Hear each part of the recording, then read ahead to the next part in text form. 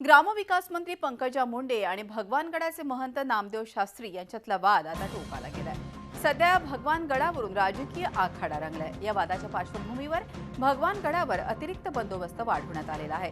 1 police अधीक्षकासह 3 police उपअधीक्षक, 11 police निरीक्षक, 21 सहाय्यक पोलीस निरीक्षक, 325 पोलीस कर्मचारी, 75 महिला पोलीस कर्मचारी, 2 आरसीपी, 2 राज्य राखीव दलाच्या तुकड्या तैनात करण्यात आल्या। याशिवाय बाहेरच्या जिल्ह्यातून 2 पोलीस उपअधीक्षक, 10 पोलीस निरीक्षक, 15 सहाय्यक पोलीस निरीक्षक, 250 पोलीस कर्मचारी, 50 महिला पोलीस, होमगार्ड्स अशी अतिरिक्त कुमकही तैनात करण्यात आली आहे। वादाच्या पार्श्वभूमीवर जिल्हाधिकारी आणि पोलीस अधीक्षक यांनी भगवानगड इथे भेट देऊन पाहणी देखील केली आहे। भगवानगडावर दसरा मेळावा घेण्याची राजकीय परंपरा गोपीनाथ मुंडेंनी 20-25 वर्षांपूर्वी सुरू केली होती।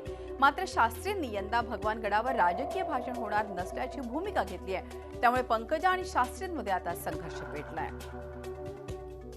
आणि एकूणच या संदर्भात अधिक माहिती घेऊयात। आपले प्रतिनिधी लक्ष्मीकांत रुईकर आपल्याबरोबर आहेत। लक्ष्मीकांत, आपण बघतोय की अर्थातच हा दसरा मेळावा तर दरवर्षीच होतो, मात्र या वर्षी खास करून सुरक्षा व्यवस्थेत अधिक वाढ करण्यात आली आहे। मात्र आता ही जी एकूणच वातावरण झालंय, तंग वातावरण झालंय, या संदर्भात कोणाची भूमिका आहे का की हे वातावरण शमवण्याची, आणि या बाबतीत पोलिसांनी आता काय भूमिका घेतली आहे?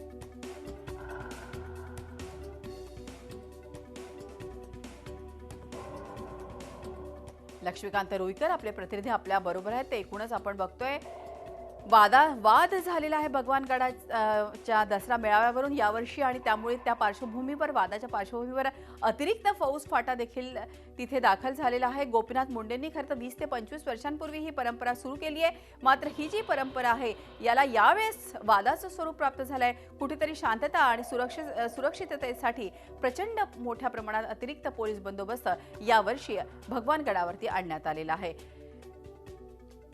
25 वर्षांपूर्वी सुरू केलेली ही परंपरा शास्त्रींनी यंदा भगवानगडावर राजकीय भाषण होणार नसल्याची भूमिका घेतली आहे। त्यामुळे पंकजा आणि शास्त्रींमध्ये संघर्ष पेटलेला आहे।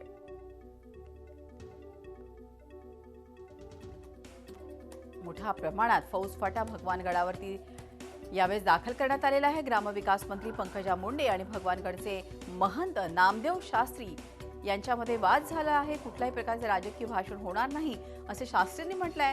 सध्या भगवानगडावरून राजकीय आखाडा रंगलाय आणि अर्थातच पंकजाताईंचं 5 मिनिट का होईना आम्हाला भाषण ऐकायचंच आहे असं त्यांच्या कार्यकर्त्यांचं म्हणणं आहे। त्यामुळे एकूणच या वादाच्या पार्श्वभूमीवर दसरा मेळावा कसा होतो हे पाहणं उत्सुकतेचं आहे। झी 24 तास रहा एक पाऊल पुढे।